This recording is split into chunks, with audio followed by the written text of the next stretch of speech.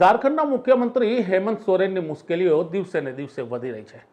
ઈડીની ટીમે ઝારખંડના મુખ્યમંત્રી હેમંત સોરેનની ગેરહાજરીમાં તેમના દિલ્હીના નિવાસ સ્થાને સર્ચ ઓપરેશન કર્યું।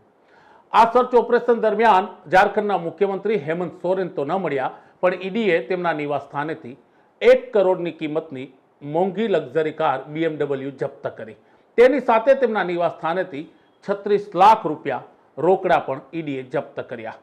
છેલ્લા 24 કલાકથી હેમંત સોરેન ક્યાં છે, કઈ જગ્યાએ છે તેની અટકળો ચાલી રહી છે, તેનો કોઈ સંપર્ક થતો નથી।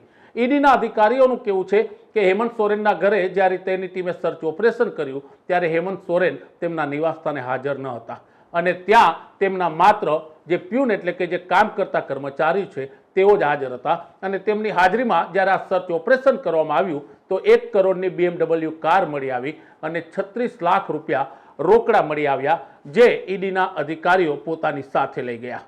ઈડીનું કહેવું છે કે હેમંત સોરેનને ઈડીએ સમન્સ આપી પૂછપરછ માટે બોલાવ્યા હતા, પણ હેમંત સોરેન હાજર થતા નથી અને છેલ્લા 24 કલાકથી જો વાત માનીએ તો હેમંત સોરેન ગાયબ છે, એટલે કે તે ક્યાં છે તેની ખબર નથી।